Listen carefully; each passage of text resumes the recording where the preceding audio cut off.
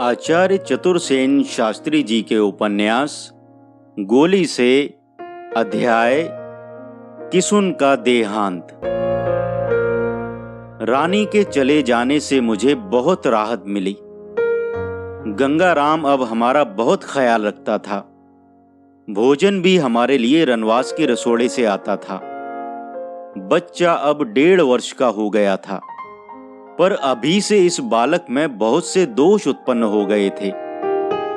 देखने में वह सुंदर और सुरूप न था, जिद्दी भी था। कदाचित पिछली धाय ने ये दोष उत्पन्न किए थे या माता के दोष थे। मैं तो स्वभाव से ही बच्चों से प्रेम रखती थी। प्रेम मेरा इस बच्चे पर भी था, पर न जाने क्यों ममता नहीं उत्पन्न होती थी। फिर वह मेरे ऊपर जबरदस्ती का एक भार लादा गया था। फिर भी मैं उसका लालन पालन यत्न से करती थी। आखिर वह हमारा राजा था, अन्नदाता था, स्वामी था। एक दिन मेरे पति ने रात के समय मुझे जगाया। उसकी दशा एकाएक बिगड़ चली थी। उसे निरंतर दस्त लग रहे थे। उसने मेरे दोनों हाथ अपने सीने पर रखकर मंद स्वर में कहा, अब मैं जा रहा हूं। चंपा, मेरे गुलाम जीवन का यह अंत है। तुम हिम्मत मत हारना, भगवान पर भरोसा रखना।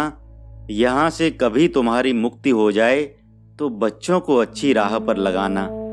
मैं भगवान के दरबार में अरदास करूंगा कि वह तुम पर और तुम्हारे बच्चों पर रहम करे।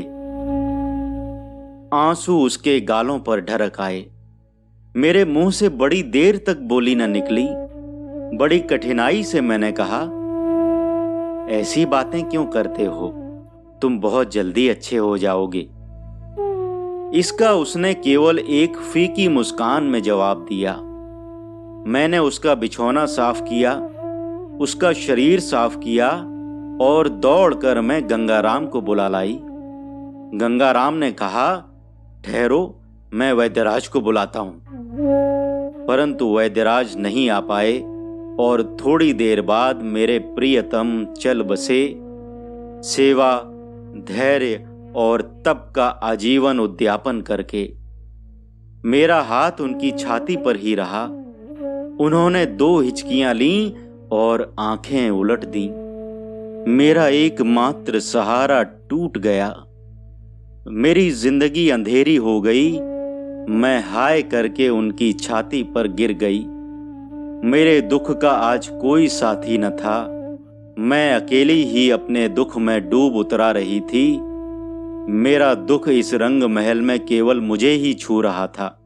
मैं याद कर रही थी उस दिन को जिस दिन मेरा ब्याह हुआ था, झूठ मूठ का, केवल दिखावे के लिए। पर वह मेरे लिए कैसा सच्चा पति प्रमाणित हुआ। उसने मुझे संसार के सभी पतियों से अधिक प्यार किया। सब कुछ मुझे दिया, मुझसे लिया कभी कुछ नहीं। धन्य था वह पुरुष रत्न और धन्य थी मैं अभागिन गोली, जिसे इस नर रत्न की पत्नी कहलाने का गर्व प्राप्त हुआ। बड़ी देर तक मैं उसके वक्ष में सिर धरे रोती रही। फिर मैंने अपने मन को ढाढ़स दिया। मैंने सोचा, अच्छा ही हुआ, इस दासता से उनकी मुक्ति हो गई। अब कोई उन्हें वहां परलोक में गोला गुलाम नहीं कह सकता था। वह अब भगवान के दरबार में पहुंच चुके, जो दीन वत्सल हैं, दीन दयालु हैं, दीनानाथ हैं। मैंने आंसू पोंछ लिए। दिन निकल आया था। गंगाराम वैद्यराज को ले आया था, पर अब क्या काम था। मैंने अकेले ही उनके शरीर को भली भांति साफ किया। मेरे पास एक ही धुली साड़ी थी, उसी से मैंने उनके शरीर को लपेट लिया।